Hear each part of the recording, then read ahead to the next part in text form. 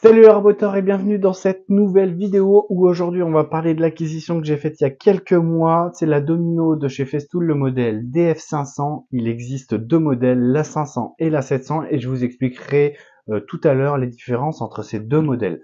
Comment ça va se composer un petit peu la vidéo? Ça va être très simple. En première partie, un petit peu qu'est-ce qui se trouve dans le pack. En deuxième partie, l'utilisation et après mon ressenti. Donc c'est parti, je vous laisse avec le générique et je vous reprends tout de suite.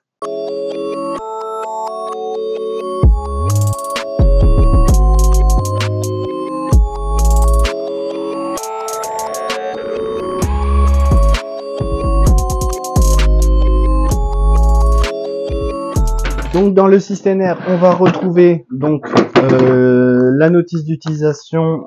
Je rappelle quand même que les garanties chez Festool c'est 2 ans et quand tu inscris ta machine sur le site, donc tu te crées un compte, tu enregistres ta machine et tu gagnes 1 an d'extension, donc passer de 2 à 3 ans, c'est toujours appréciable, donc je vous invite à le faire. Ensuite à l'intérieur, on va retrouver le cap plugin, bien propre à Festool, bien sûr la machine. Ensuite, il y a plusieurs modèles. Il y a le modèle Q+, et le modèle 7. Donc le modèle 7, c'est le pack que j'ai pris. Donc il y a tous les accessoires, mais il y a le modèle Q+. Dans le modèle 7, il va y avoir ces petites butées, je vous en parlerai tout à l'heure, qu'il y a en plus. Et il va y avoir ce gabarit-là. C'est pareil, je vous en parlerai tout à l'heure. Et ensuite, il y a dans le modèle Q+, je crois de base, c'est une extension de table. Ensuite, on a à l'intérieur une petite boîte avec différentes fraises, donc des fraises allant de 5 à 10 mm. Donc là, il y en a 4. Mais d'ailleurs, c'est étonnant parce que elle peut accueillir des fraises de 4 mm et il n'y en a pas. Donc dans la boîte, donc on a des fraises. Donc ah si, j'ai une petite fraise de 4 mm qui est juste là.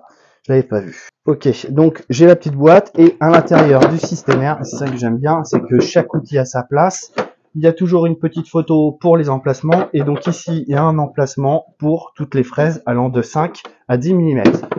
À savoir quand même que pour la fraise de 4 mm, et ça c'est étonnant, il n'y a pas d'emplacement de prévu. Et voilà, c'est pour ça que j'ai laissé dans la boîte. Donc ça, on va enlever ça et on va parler de la machine. Donc la machine en tant que telle, c'est une machine qui est destinée à remplacer entre guillemets les tonnonneuses et les mortaiseuses. En fait, cette machine, c'est une fraise qui va tourner sur elle-même et faire un mouvement oscillatoire de gauche à droite qui va créer des tenons et avec ces tenons, on va pouvoir y adapter ces petites pièces de bois qu'on appelle domino chez Festool qui va remplacer le tenon. Donc sur cette machine, qu'est-ce qu'on va retrouver? Ici, on va retrouver une petite molette qui va permettre de déplier la table de 0 à 90 degrés avec sur la partie métallique ici les angles standards entre guillemets qu'on va pouvoir utiliser 60 degrés, 90 degrés, voilà, on a les 37 degrés, voilà, il y a des angles bien définis. Donc ça c'est plutôt pratique. Ici, on va retrouver une molette ici qui va libérer la translation de haut en bas. À noter que par rapport à cette translation de haut en bas, il y a une graduation ici qui est allant de 0 à 30 mm. Et sur le côté, ici, on voit bien qu'il y a une... Alors, je vais déplier la table pour libérer. On voit bien ici une petite barrette qui se déplace d'avant en arrière avec une petite fenêtre et des graduations qui sont marquées. Alors ça, c'est des aides. En fait, là, imaginons votre section de bois, c'est du 25 mm. On va se mettre sur on va mettre le 25 sur la petite fenêtre, et quand on va libérer la table, et on va venir embuter, on verrouille et on sait qu'on est à l'axe de la planche des 25 mm. Donc c'est des aides. Si la planche fait 19 mm, ici, il n'y a pas de repère à 19, il y a 18 ou 20. 18 ou 22, et ben on va se mettre sur 18 ou 22 en fonction de, donc on sera légèrement décalé de l'axe, mais c'est des aides à l'usinage. Voilà. Ensuite, sur le côté ici, on va avoir une petite molette à désactiver pour pouvoir déplacer ce petit bouton. Donc ça va de 12 à 28 mm. Ça va être l'usinage de profondeur de rentrée de la fraise dans le bois. Donc, à savoir que si on utilise un domino de 50, il va falloir rentrer de 25 dans le bois, donc 25 d'un côté et 25 de l'autre. Donc ça, c'est bien à déterminer en fonction des dominos que vous allez utiliser. Ensuite, sur le dessus, on va bien retrouver le bouton on-off de la machine. Ensuite, ici, on va avoir un petit sélecteur avec un petit trait, un trait moyen et un trait grand. En fait, c'est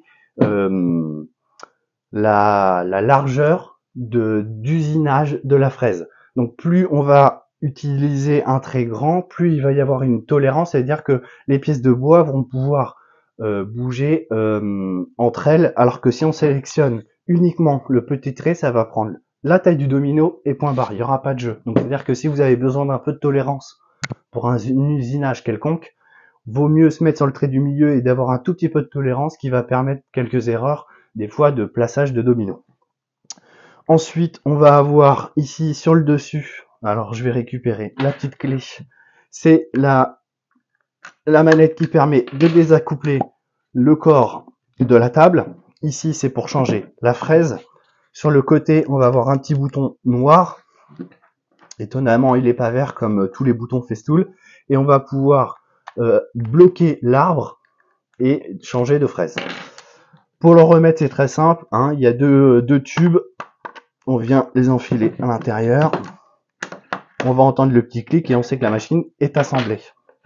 Ensuite, sur le côté, on va avoir l'évacuation des poussières. C'est des tables en acier. On va retrouver ici une graduation. Quand on va prendre des sections de bois et qu'on va vouloir faire un marquage, on va dire que ici, voilà, je veux faire un trait ici, comme ça, ou même sur une section à plat. Hein. Hop, on veut faire un trait. Et ce petite graduation, donc c'est un trait très fin et très précis. Ça va nous permettre d'aligner notre trait à notre trait du milieu. Voilà, on va pouvoir aligner les traits et au moins on sait qu'on est dessus. Ensuite, qu'est-ce qu'il va y avoir ici en façade? On va avoir des petits tampons caoutchouc qui permettent entre guillemets d'éviter le mouvement de la machine sur le bois, donc c'est antidérapant, donc ça c'est du consommable, c'est des pièces qui se changent. Et ici on va retrouver deux petits ergots rétractables. En fait, c'est ce qui permet d'utiliser en fait sur un bord de planche ici, de faire une butée et d'avoir toujours le même écart en départ de planche. Alors ici, après, il y aura un autre accessoire qui permettra d'aller un peu plus loin parce que là, on est en bord de planche. Si on doit avoir le même écart, mais un peu plus loin en milieu de planche, il y a un autre gabarit et je vous en parlerai tout à l'heure. Donc, si jamais on doit usiner,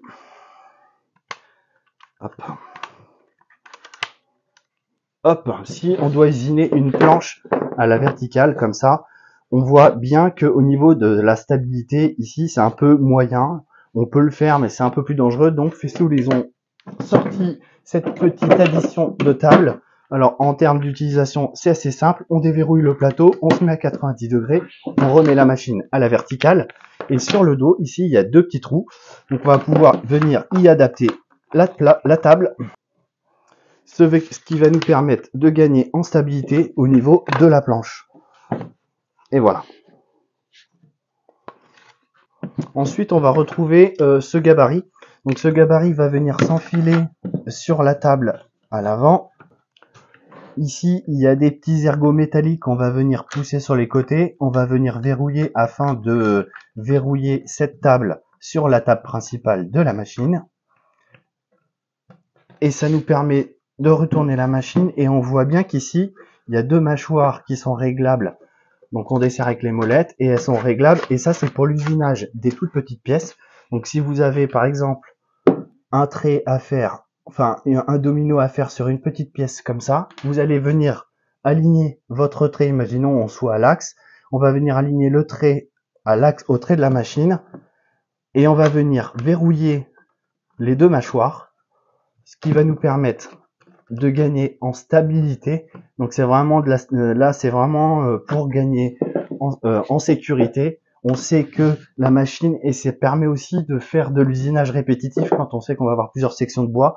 Là on va pouvoir faire du travail répétitif, il n'y a pas besoin de reprendre les marquages.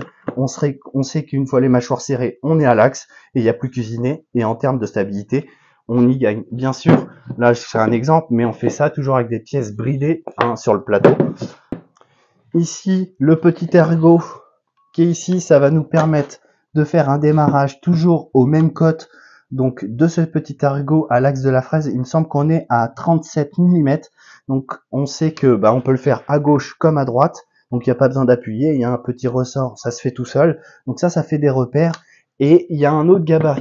Donc c'est pareil, c'est avec la table. Si on met la table ici, on va avoir des petits ergots qui se rabattent. Parce que 37 mm c'est peut-être trop pour certains projets. Donc là on a des ergots qui sont ici, qui vont venir à l'intérieur pour diminuer et en gros de démarrer quasiment au démarre de la fraise. Donc ça fait un repère supplémentaire. Et là vous allez me dire, oui d'accord, on peut démarrer proche ou à 37 mm du bord de la planche, mais si on veut faire un domino au milieu, soit on fait un trait et on utilise l'usinage et on met la machine à la volée, sinon il y a ces petits gabarits qui sont utilisés, donc on met bien le picot à l'avant. Ici, sur le côté de la table, on a un petit emplacement, on vient plaquer la pièce. Ici, il y a la petite molette, on vient serrer. Et en fait, on peut aller de l'axe de la fraise de 0 à 25 mm. Donc si par exemple, je dois faire un domino à 25 mm, on va venir ici. Une fois que j'ai tracé mon trait, je vais pouvoir venir mettre en butée ce gabarit. Voilà. Et je sais que avec cette butée là, je suis à 25 mm du bord. Donc bien sûr, il y a des deux côtés, hein, on peut faire à gauche comme à droite, et ça augmente la surface par rapport à ces 37 mm de départ. Donc là, on met le casque. Ici, on va venir assembler ces deux pièces comme ça pour vous montrer l'utilisation de la machine. Moi, je vais pas utiliser les butées, vous savez, les petits ergots gauche-droite, et je veux que mes dominos soient à ces emplacements-là. Donc je vais faire un repère. Si je bouge, ça sert à rien. Un repère ici et un repère ici. Hop. Donc là, j'ai mes repères, j'ai montré. Donc ça, c'est nickel. C'est une section qui fait 44 mm. Donc j'ai réglé ma petite butée ici à 40. Parce que je peux pas aller au-delà. La profondeur, on va dire que je vais utiliser... Voilà, c'est une fraise de 10. Donc je vais utiliser des dominos de 50. Donc je vais me régler sur 28 mm. 25 mm, pardon, pour être à la moitié. Donc, vu que c'est des dominos de 50, 25 et 25, ça fait bien 50. Donc là, je prends ma pièce.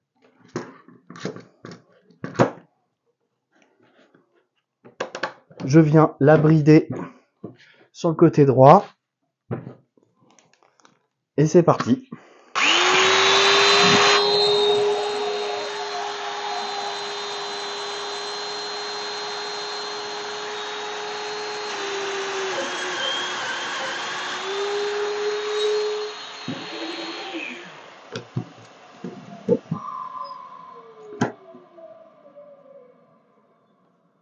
On fait pareil de l'autre côté.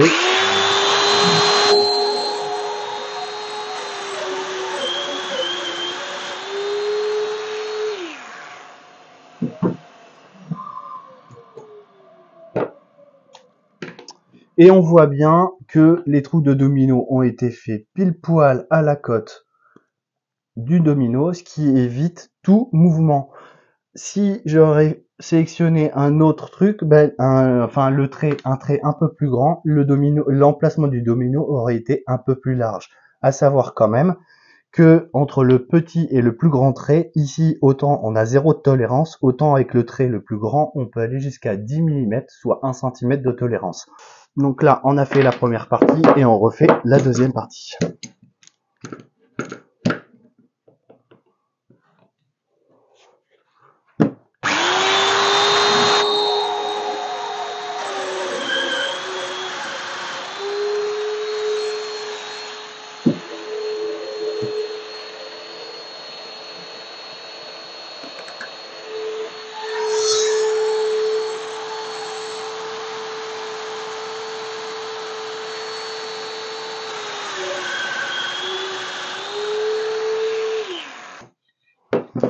Ici, on va retrouver du coup l'emplacement de nos dominos et j'ai volontairement pris le trait du milieu et non pas le trait. Donc là, si vous pouvez voir,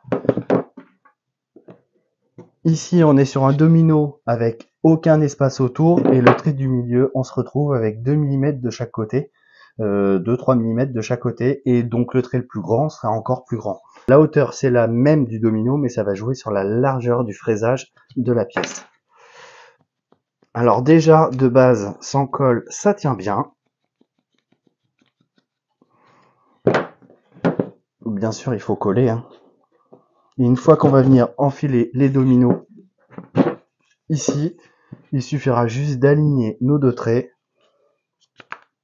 juste en face de la colle et serrer. Et d'où la tolérance du domino est bien, parce que si je m'étais trompé de 5 mm, parce qu'en fait c'était pas ici à gauche mais à droite qu'il fallait que je m'aligne, et ben la tolérance me permet de me décaler légèrement. Alors bien sûr, pour parler des dominos, il existe plusieurs façons d'en acquérir. Moi j'ai acheté le pack de démarrage, c'est-à-dire qu'il va y avoir pour la DF500 toutes les tailles, sachant qu'il y a toutes les fraises de fournies dans le set, donc j'ai toutes les tailles avec une quantité de chaque domino. Donc il y a des petits autocollants à poser comme ça vous permet de savoir la dimension et la longueur de chaque domino. Donc ça va vraiment au tout petit, hein, 4 mm sur 20 mm. Voilà, on peut vraiment tout faire. Donc soit vous achetez des sachets de la dimension que vous souhaitez, soit vous achetez des barres de 1 mètre de la grosseur que vous voulez et vous recoupez la longueur en fonction de vos besoins et de vos projets. Donc bien sûr tout ça vous pouvez les retrouver sur le site, hein, Comptoir des Pros. Il y a soit le starter pack on va dire, ou alors après l'achat à l'unité. En tout cas pour cette machine, j'en suis ultra satisfait. Alors j'ai pas fait 150 projets parce que le bois massif c'est pas le gros de mon activité, mais par contre sur les projets où j'en ai eu besoin, la prise en main elle est ultra facile, les notices sont claires, tous les boutons, c'est propre à Festool, mais tous les boutons importants d'utilisation sont bien détaillés avec une couleur verte.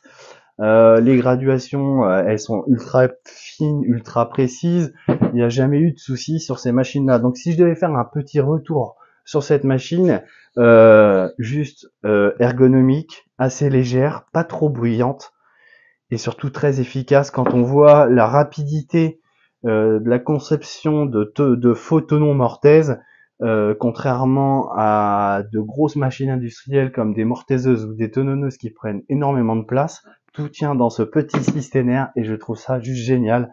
Alors oui, c'est une machine qui va être destinée à des professionnels. On peut retrouver ça dans des ateliers d'amateurs qui aiment des bonnes machines, mais principalement on va trouver ça pour des professionnels parce que c'est un coût non négligeable.